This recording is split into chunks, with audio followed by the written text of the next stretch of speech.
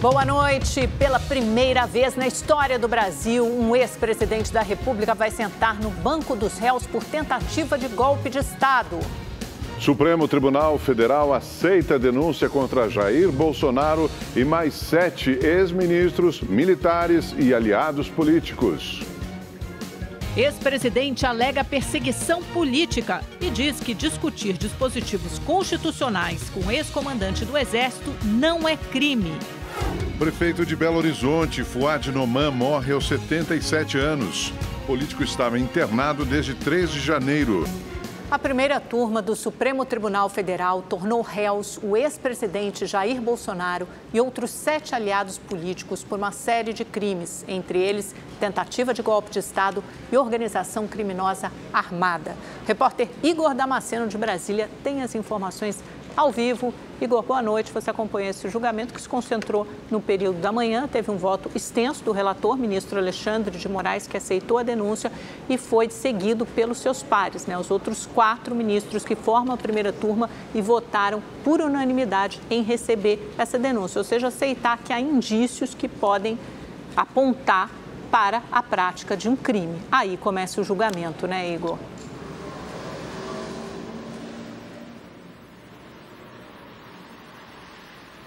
É isso, Amanda, dia de muita movimentação aqui em Brasília, viu? Boa noite a você, boa noite ao Augusto, também a todos que nos acompanham ao vivo aqui no nosso Rede TV News. Olha, para os ministros da primeira turma do Supremo, há indícios de que os 8 réus faziam parte do chamado núcleo central da trama golpista e que essa trama era liderada pelo ex-presidente Jair Bolsonaro. A decisão da primeira turma foi unânime. Além de Bolsonaro, se tornaram réus o ex-ajudante de ordens da presidência, tenente-coronel Mauro Cid, o general e candidato a vice de Bolsonaro, Walter Braga Neto, o ex-ministro da Defesa, Paulo Sérgio Nogueira, o ex-ministro do Gabinete de Segurança Institucional, general Augusto Heleno, o ex-ministro da Justiça e Segurança Pública, Anderson Torres, o deputado federal e ex-presidente da Agência Brasileira de Inteligência, Alexandre Ramagem, e o ex-comandante da Marinha, Almir Garnier. Segundo o relator, ministro Alexandre de Moraes, o golpe começou a ser executado em 2021, data em que Bolsonaro passou a atacar as urnas eletrônicas. E a trama resultou nos atos golpistas antidemocráticos de 8 de janeiro de 2023. Os demais ministros da turma acompanharam o relator no voto e também desmentiram algumas das narrativas que foram criadas por apoiadores do ex-presidente. Sobre esse assunto, nós preparamos uma reportagem. Vamos acompanhar. O voto do relator durou cerca de 2 horas. Durante a leitura, Alexandre de Moraes fez uma cronologia do que seria a trama golpista e reforçou que todo o processo terminou com os ataques aos prédios dos 3 poderes. Dia 8 de janeiro de 2023 foi uma notícia péssima para a democracia, para as instituições, para todos os brasileiros e brasileiras que acreditam em um país melhor. E nós temos a tendência, infelizmente, de esquecendo. E as pessoas de boa-fé que têm esse viés de positividade acabam sendo enganadas pelas pessoas de má-fé que, com notícias fraudulentas e com milícias digitais, passam a querer criar uma própria narrativa, como disse ontem, de velhinhas com a Bíblia na mão. O ministro exibiu um vídeo para mostrar a violência dos ataques em Brasília por extremistas inconformados com a derrota de Jair Bolsonaro nas eleições de 2022. Uma verdadeira guerra campal. Bombas, helicóptero, jogando bombas de efeito moral. O policial agredido, tirado do seu cavalo e agredido covardemente. Usando um chavão. Uma imagem vale mais do que 1000 palavras. Essas imagens, acho que não deixam nenhuma dúvida da materialidade, da gravidade dos delitos praticados. Com base nas provas apresentadas pela Procuradoria-Geral da República, Moraes aceitou a denúncia de organização criminosa armada e tentativa de golpe de Estado. O relator ainda concordou que Bolsonaro seria o líder dessa organização e que o golpe começou a ser arquitetado quando o ex-presidente passou a atacar o processo eleitoral. Em 2021, Jair Messias Bolsonaro começou a organizar uma estratégia para difundir notícias falsas sobre o sistema eleitoral brasileiro. O denunciado atacou as urnas eletrônicas sem nenhum fundamento e sem apresentar nenhum elemento concreto.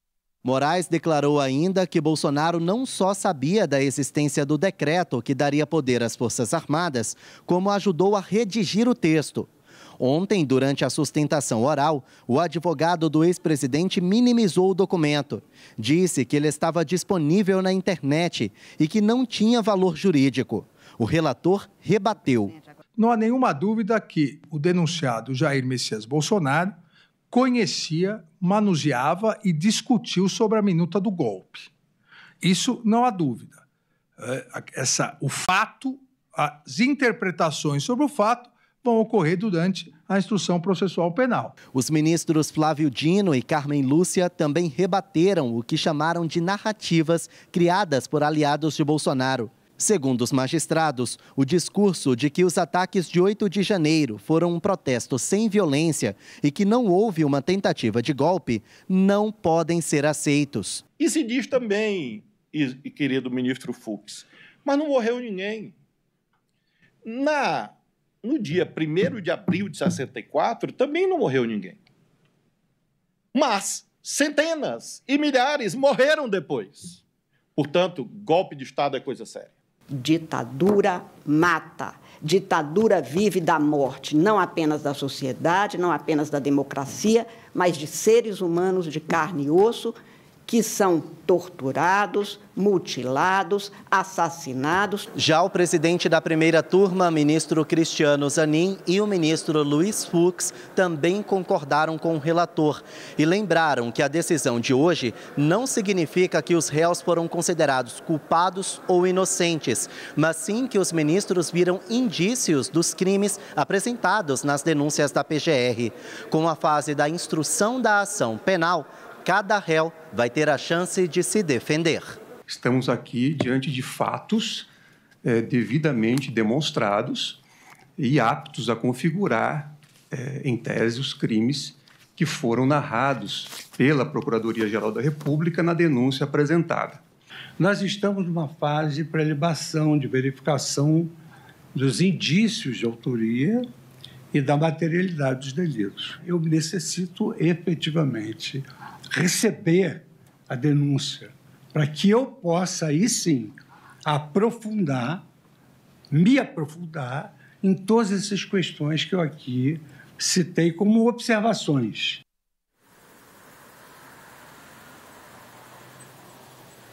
Bom, agora que os acusados se tornaram réus, quais serão as próximas fases? Nós preparamos uma arte, nossa produção vai colocar no ar agora para ficar bem explicado para quem nos acompanha em casa. Olha só, o próximo passo é a fase de instrução da ação penal, que é quando cada réu vai ser ouvido, assim como as testemunhas contra e a favor. Novas diligências feitas pela Polícia Federal não estão descartadas. Depois será a fase de apresentação das provas, tanto da acusação quanto da defesa. Se for necessário, então novos depoimentos vão ser colhidos. Por fim, vai ser marcado o julgamento para decidir se os réus vão ser condenados ou absolvidos. Se forem absolvidos, o processo vai ser arquivado e nenhum réu vai ser punido. Agora, se houver condenação, cada réu pode pegar até 20 anos de prisão.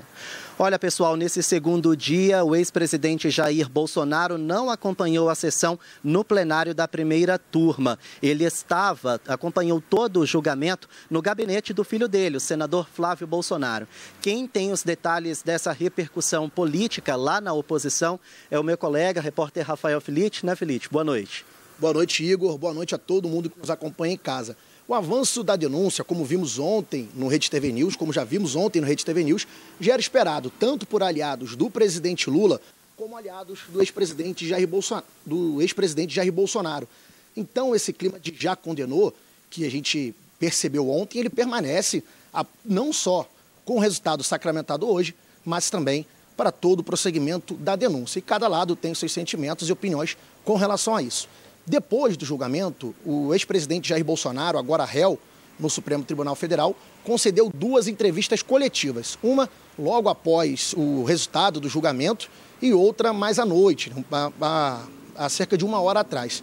Nas 2 entrevistas coletivas, Bolsonaro criticou as investigações, inocente no caso que investiga o golpe de Estado, e também fez críticas ao Alexandre. Inventou historinhas, palavras de Bolsonaro para tentar denunciar. Outro fator que Bolsonaro citou foi sobre a denúncia da PGR. Ele criticou que nessa denúncia, do relatório cerca de 1 hora após se tornar réu por tentativa de golpe de Estado, Jair Bolsonaro falou com jornalistas e classificou as acusações contra ele como gravíssimas. Negou o envolvimento nos atos do 8 de janeiro, mas admitiu ter discutido dispositivos constitucionais com o general Freire Gomes, ex-comandante do Exército. 8 de janeiro, eu estava nos Estados Unidos. Uma das 5 acusações contra mim é destruição de patrimônio, só se for por telepatia. Existia, pegaram, fizeram pesca probatória, revelaram a vida de todo mundo, 3 buscas de apreensão em casa, não acharam nada a meu respeito. O próprio Cid falou que os militares estavam de férias no Rio de Janeiro. Os comandantes jamais embarcariam numa aventura.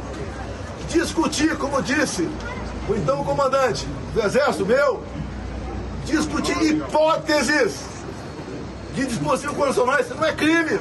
Bolsonaro insistiu que não houve tentativa de golpe e alegou que, mesmo após 2 anos de investigação, não foi identificado um líder para os atos. Golpe, tem povo, mas tem tropa, tem armas e tem liderança.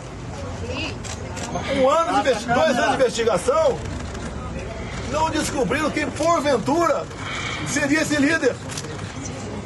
Eu vi entre ontem e assisti hoje o senhor Alexandre de Moraes falar que 500 pessoas aproximadamente assinaram não persecução penal. E no acordo, essas pessoas admitiam que estavam indo para um golpe. 500 pessoas se programando para um golpe e ninguém sabia. Também, nesses depoimentos, nesse acordo, ninguém cita o meu nome. Do lado de fora, a movimentação do público foi tranquila, mas houve discussão entre um apoiador e um crítico ao ex-presidente. Colocou generais atrás da porta, matou um monte de população, com Covid-19.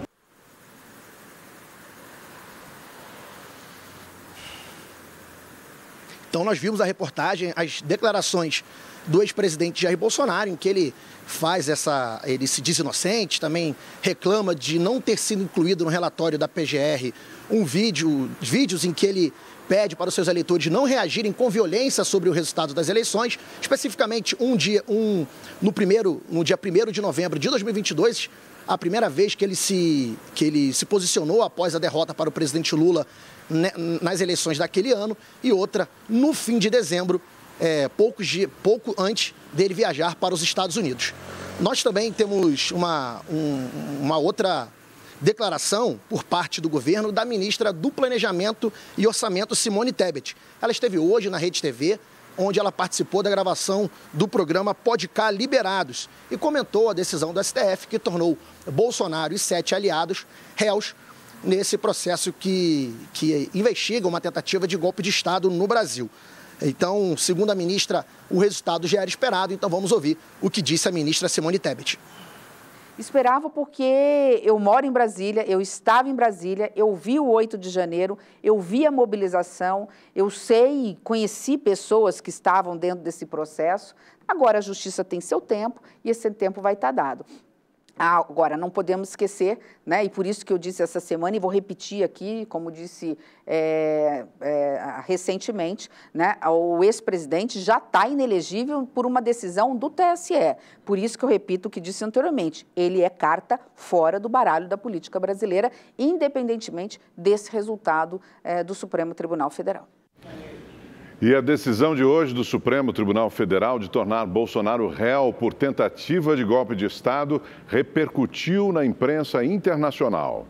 O jornal americano The New York Times destacou que Bolsonaro foi condenado a enfrentar um julgamento no Brasil por tentativa de golpe. No texto, ressaltou que o ex-presidente supervisionou um esquema para continuar no poder, mesmo depois da derrota nas eleições de 2022. O argentino Clarín salientou que a decisão do STF de levar Bolsonaro a julgamento foi unânime. Já o britânico The Guardian chamou a acusação de suposta tentativa de golpe e descreveu Bolsonaro como um populista de extrema-direita que enfrenta um esquecimento político e uma possível sentença de 40 anos de prisão. Na França, o Le Monde também destacou no título a tentativa de golpe. Na reportagem, escreveu que as acusações, que incluem organização criminosa, são gravíssimas. Vamos conversar agora sobre esse dia histórico em que o ex-presidente da República, pela primeira vez, sentará no banco dos réus por tentativa de golpe de Estado com o jurista Marco Aurélio Carvalho. Marco Aurélio, muito obrigada pela sua presença, um prazer falar com você, Amanda aqui.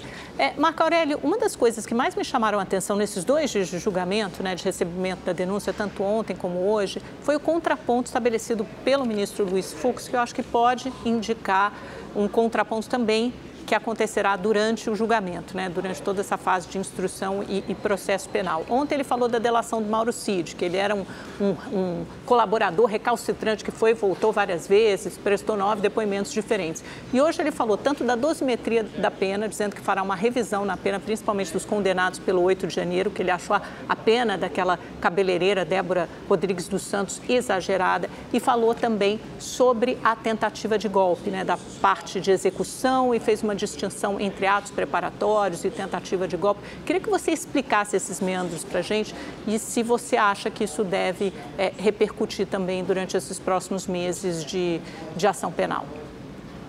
Amanda, é um prazer, uma alegria enorme estar aqui ao seu lado, respondendo essas perguntas, ao seu lado e também dessa audiência super qualificada, enfim, nesse horário, Bom, na verdade, há uma tentativa de confundir a opinião pública. Nós respeitamos, evidentemente, a opinião do ministro Luiz Fux. Mas a delação do Mauro Cid é absolutamente irrelevante.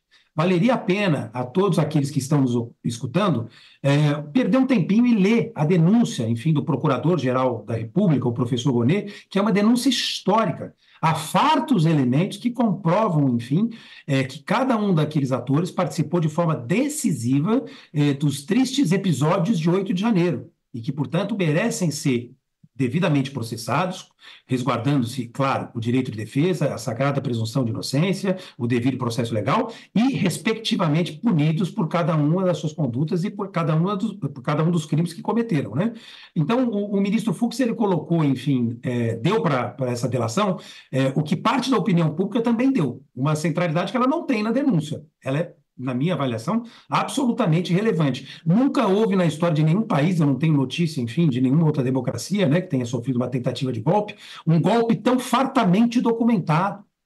A denúncia é muito robusta. Inclusive, quero aqui reconhecer e aplaudir o trabalho do procurador, o professor, enfim, Gonê, um trabalho extremamente sério. Não há dúvidas a respeito das condutas, enfim, de cada um daqueles agentes e, portanto, do destino que cada um deles deve ter à luz da legislação penal e processual penal.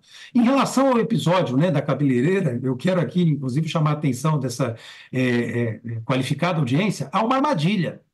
Ela não foi penalizada há 14 anos por conta do batom. Eu, na verdade, se fosse ministro, inclusive, absolveria a cabeleireira por conta disso, E, na verdade, existe até uma figura no direito penal que é do crime impossível, Seria impossível, com batom, ela depredar, na verdade, uma estátua que não é uma estátua, É uma obra de arte que participa, inclusive, do patrimônio histórico nacional. Tem uma importância enorme, Mas nem precisamos falar sobre isso. O fato é que isso é irrelevante. Ela foi acusada de outros delitos. Eu quero aqui apresentar, inclusive, cada um deles muito rapidamente. Abolição violenta do Estado de Direito. Está esculpido, inclusive, no artigo 359 do Código Penal. Tentativa de golpe de Estado, dano qualificado com violência, associação criminosa e, por fim, deterioração do patrimônio, enfim, tombado. Nesse caso em especial, a pena foi de 1 ano e meio. Então, se há algum equívoco e há algum excesso, que ele seja reparado, não há nenhum problema. Nós somos garantistas. O que a gente quer para Chico e para Francisco, para aliados e adversários, para bolsonaristas e para lulistas, para qualquer ser humano é a mesma coisa. Ninguém pode estar acima da lei, mas também não pode estar abaixo. E uma pena como essa, ela tem que ter um caráter repressivo, punitivo, restaurador, inclusive, dos prejuízos provocados ao erário. Alguns prejuízos são imateriais, por isso a restrição e a privação de liberdade, né? Além das multas que foram atribuídas a cada um desses agentes que participaram desses tristes episódios, mas tem também o caráter pedagógico, para que a gente possa dizer nunca mais para a sociedade. É fundamental que essas pessoas sejam rigorosamente punidas. Também é fundamental que lhe seja assegurado o direito sagrado de defesa. E nós vamos lutar pela lisura do processo. Então, se há algum excesso, que ele seja corrigido. Existem bons advogados à disposição, enfim, dessa horda golpista, para que eventuais excessos possam ser reparados. Eu não estou preocupado com a posição do ministro Fux, com todo respeito. Ele tem que fazer as reflexões dele, vai formar a convicção dele focado nos autos, espero eu, mas se eventualmente ele alertar os demais colegas para algum excesso, que esse excesso seja corrigido. Ninguém quer que ninguém seja preso mais tempo do que o necessário, né? Enfim, por coisas que não fez, ou por uma participação, digamos, que não é tão grande quanto se esperava, quanto se imaginava. Ninguém vê nenhum tipo de glória nesse tipo de situação, né? Ninguém está feliz com isso. Essa é a verdade. Mas eu não estou preocupado com isso. Agora, tem uma armadilha, Amanda. Tem uma armadilha. Tentar dizer que a moça foi presa por conta do batom, aquilo não foi um passeio no parque, como disse o ministro, né, relator, né, o ministro Alexandre de Moraes. Não foi. Foi uma tentativa violenta de abolição do Estado de Direito, e numa democracia não existe crime mais grave do que esse. É disso que se trata. Marco Aurélio, você ouviu aí as declarações do ex-presidente Jair Bolsonaro agora há pouco, né, tentando se descolar da cena do crime do que ele é acusado e todos as pessoas ligadas a ele. O que você diria dessas declarações e também daqueles tweetagem dele de ontem dentro do tribunal, um sarcasmo contra os ministros no julgamento da aceitação ou não, e agora foi aceita, né, a denúncia, e ele vira réu? Bom, prazer enorme falar contigo também, muito obrigado pela pergunta e pelo privilégio da oportunidade. Veja, ele está fazendo o que pode. Evidentemente que ele não vai ao cárcere com tranquilidade, né? Ele atentou contra o Estado de Direito, pretendia ficar numa cadeira, enfim, aqui não fazia jus, né, pela confiança que lhe fora depositada por milhões de brasileiros, e cometeu atos gravíssimos. Ele é mandante, enfim, de um crime que eu considero, como disse e repito, o crime mais grave numa democracia, sobretudo numa democracia de dimensões continentais, como a democracia brasileira, né? Atentar contra a democracia, contra as instituições, contra a ordem constitucional vigente, é extremamente grave e ele tem que responder por isso. O que ele está tentando fazer é continuar exercendo liderança, enfim, sobre um segmento da sociedade, para tentar, de alguma forma, do ponto de vista político, oferecer algum tipo de pressão para diminuir a pena, porque ele sabe que será preso. Bolsonaro não é bobo. Ele sabe que será preso, né? Ele faz os seus seguidores de bobo na maior parte das vezes, mas ele próprio não é tão bobo quanto a gente acha. Se fosse, não teria chegado na presidência da República da forma como chegou, propagando tanta mentira e cometendo tantos crimes de todas as naturezas, né? Então ele sabe muito bem que vai comer cadeia, como diz o jargão popular. E está tentando reagir, está tentando dar uma resposta política. Tentou organizar, enfim, parte da população, né, para os atos, enfim, que foram realizados no Rio de Janeiro, um público muito abaixo do que ele esperava. Está tentando organizar alguma coisa em São Paulo, está tentando fazer pressão política, né? Ele está fazendo o papel dele. Evidentemente que ele não vai se calar, né, diante da iminente e esperada, desejada e necessária prisão. Ele não se calará. Eu, particularmente, não tenho dúvida nenhuma quanto a isso. Agora, ele participou da audiência, e foi muito importante a sua pergunta, né, do recebimento, na audiência de recebimento da denúncia, de discussão sobre eventual recebimento. Agora nós já sabemos que por 5-0, unanimidade, ela foi recebida. Eu não sei se foi uma tentativa de confrontar o Supremo, né? Talvez de mostrar uma coragem que ele não tem, porque se ele tinha, ele usou ontem, né? Porque hoje ele não apareceu, né? Eu acho que ele tentou criar um constrangimento, mas não conseguiu. Os ministros da mais alta corte constitucional do país têm muita experiência, né? Passaram por processos dificílimos, como a ação penal 470, como Lava Jato, enfim, sofreram pressão de todos os segmentos da sociedade e não sucumbiram, formaram as suas convicções e votaram, né? Às vezes acertadamente, na nossa humilde avaliação, às vezes equivocadamente, nessa mesma avaliação, mas, enfim, nunca se deixaram sucumbir por pressões, pelo menos recentemente, né? Na história do país, enfim, em outros momentos, talvez o caminho tenha sido outro, né? Mas eu acho que ele não constrangeu e, no final das contas, para ser sincero, concluindo o raciocínio, eu acho que ele legitimou esse processo contra o qual ele está se insurgindo. Ele constituiu um belo advogado, um dos melhores advogados do país, assim como também o general Braga Neto, né, os colegas Celso Bilar de Juca, que estão fazendo um magnífico trabalho, mas nenhum deles é mágico. Eles vão fazer só o que eles podem. E estão fazendo muito bem, é fato. Mas não tem poder de reescrever a história, né? Então, mas ele está legitimando esse processo e esse jogo contra o qual ele está se insurgindo, né?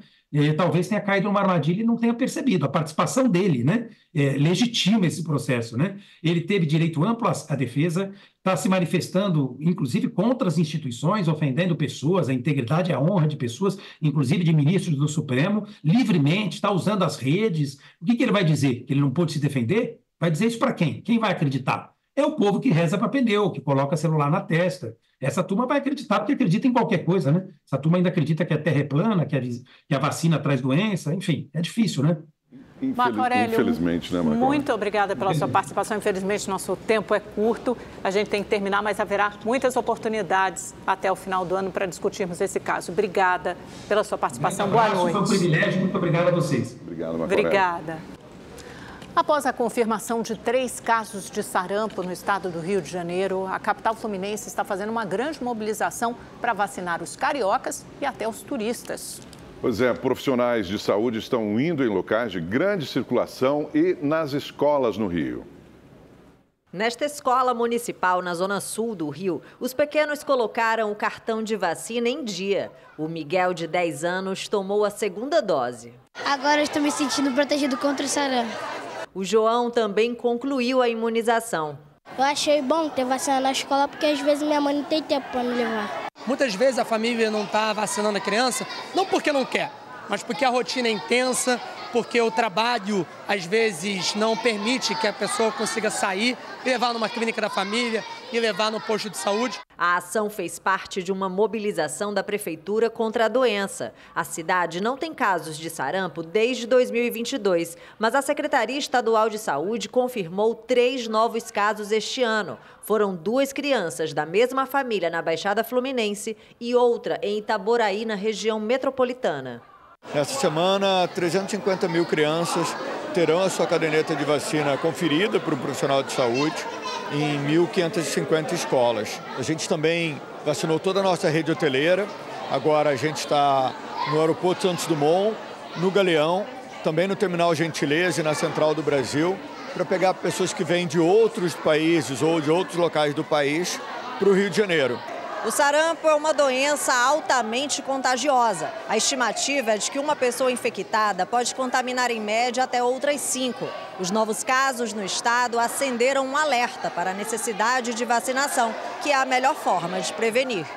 A vacina está disponível nas unidades básicas de saúde para pessoas entre 12 meses e 59 anos. Quem está na dúvida se já tomou, deve se vacinar. Minha esposa fica sempre, tem vacinação, vamos lá, vamos lá, vamos lá. E eu sempre vou com ela, junto para poder vacinar e ficar tudo bem protegido, né? Em novembro do ano passado, o Brasil recuperou o certificado de eliminação do sarampo, perdido em 2019. O documento foi concedido pela Organização Pan-Americana da Saúde, após 2 anos sem novos casos locais e aumento da cobertura vacinal.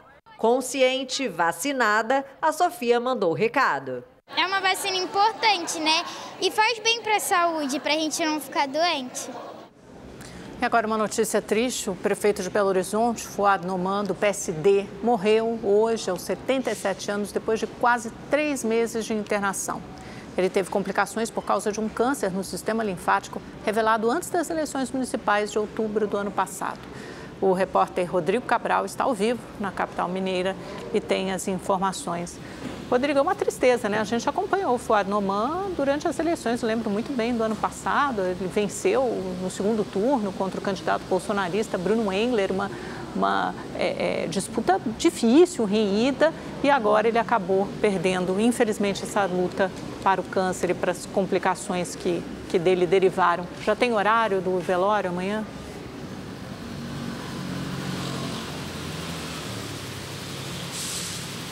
Boa noite, Amanda, Augusto, a todos que acompanham o Rede TV News. O velório de Fuad Noman vai ser amanhã de 1 às 4 da tarde no saguão da Prefeitura de Belo Horizonte e será aberto ao público. O governo de Minas decretou luto oficial de 3 dias e a Prefeitura da capital mineira de 8 dias. Fouad Noman estava internado no Hospital Mater Dei há 83 dias por causa de uma insuficiência respiratória aguda. Nesse período, ele passou por 2 intubações e também por uma traqueostomia. No final de janeiro, os médicos informaram que Fouad estava curado da da pneumonia, mas ele seguiu internado para reabilitação. Mas ele, nos últimos meses, enfrentou diversos problemas de saúde. O câncer no sistema linfático foi curado, mas deixou muitas sequelas. Nas últimas semanas, Fouad não abria mais os olhos e não se comunicava. A equipe médica informou também que ele já tinha algumas comorbidades, como problemas cardíacos e neurológicos, que se agravaram após o tratamento. A morte foi confirmada pelo hospital às 11h27 da manhã. Veja na reportagem. O prefeito de 77 anos sofreu uma parada cardiorrespiratória na noite de ontem no hospital onde estava internado.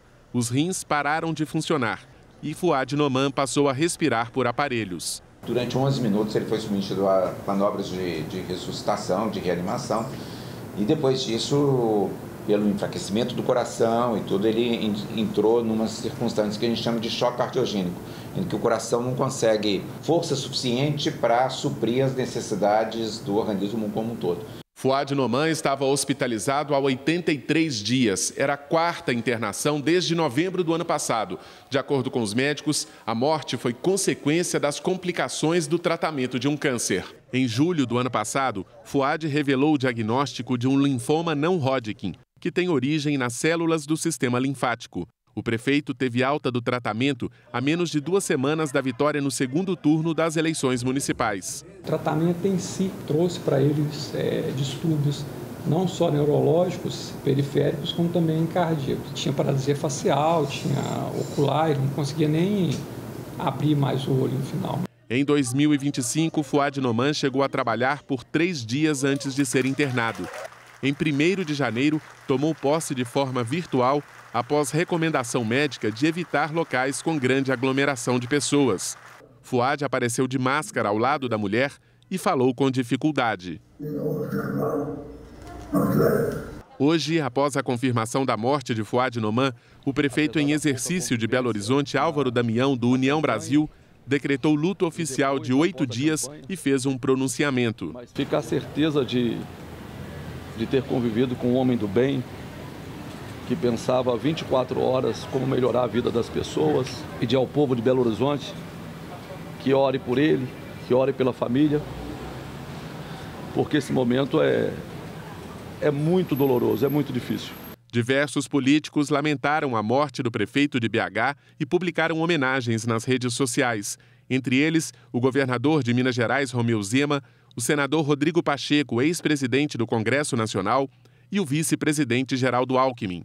Fouad Noman foi funcionário de carreira do Banco Central, diretor do Banco do Brasil e secretário executivo da Casa Civil da Presidência da República no governo Fernando Henrique Cardoso. Em Minas, foi secretário da Fazenda e também de Transportes e Obras Públicas do governo do estado. Em 2020, foi eleito vice-prefeito de Belo Horizonte e assumiu o comando do Executivo Municipal quando o prefeito Alexandre Calil renunciou para concorrer ao cargo de governador em 2022. Com a morte, o vice-prefeito eleito Álvaro Damião assume o comando da capital mineira. Fouad Noman deixa a esposa Mônica Drummond, 2 filhos e 4 netos. E vamos ver agora como fica o tempo em todo o Brasil com Igor Silveira. Boa noite para você, Igor. Conta pra gente como é que vai ser essa quinta-feira. Vamos lá, boa noite, Augusto, boa noite, Amanda. Boa noite para você que está em casa. A quinta-feira vai ser com previsão de chuva em praticamente todo o Brasil. Em alguns pontos, essa chuva tem mais volume, principalmente entre a região norte e o centro-oeste. Tem bastante nuvens carregadas nessas regiões, por isso a chuva pode ser mais volumosa por lá. No sul do país, uma frente fria que vai ser a responsável pela aquela chuvarada. Não é uma chuva forte, mas deve chover no Paraná, Santa Catarina, o mesmo acontece no Rio Grande do Sul. Em São Paulo, o sol aparece entre as nuvens e o tempo continua abafado. Os termômetros devem alcançar os 29 graus. Na sexta-feira, 30, a mesma temperatura no sábado, e no domingo sobe para 31 graus. No Rio de Janeiro, a mesma coisa, céu entre as nuvens e com as máximas alcançando 32 graus e pode chover em pontos isolados. Belo Horizonte marcando 30 graus com chuva forte em várias regiões e Vitória, no Espírito Santo, a mesma temperatura. No Nordeste, o sol continua em todo o interior, mas tem previsão de chuva entre o Maranhão e o Rio Grande do Norte. No extremo sul da Bahia, também deve chover nesta quinta-feira. Boa noite para todo mundo. Amanda, Augusto. Verdinho, verdinho. Obrigada, viu, Igor? Obrigado, Igor. Até amanhã. Está morto o criminoso que atirou em uma dentista durante um assalto em Suzano, na Grande São Paulo, na frente da casa dela. Ela levou um tiro na cabeça e o estado de saúde é grave. O repórter Felipe Brosco está ao vivo. Tem as informações desse caso, mais um escabroso, né, Felipe? Boa noite. Pois é, infelizmente, Amanda, boa noite para você, para Augusto, para todos que nos acompanham. A Bernadette Tokumoto, de 54 anos, ela foi arrastada e baleada nessa tentativa de assalto e agora está em coma, respirando com a ajuda de aparelhos. Esse suspeito de ter atirado 4 vezes contra a dentista, ele foi baleado e morto em uma operação da Rota, a tropa de elite da Polícia Militar aqui de São Paulo, que aconteceu no final da tarde de hoje. Ainda segundo a PM, ele foi identificado como Gabriel dos Santos Araújo, de 24 anos, e morava a cerca de 4 quilômetros de distância da casa da vítima.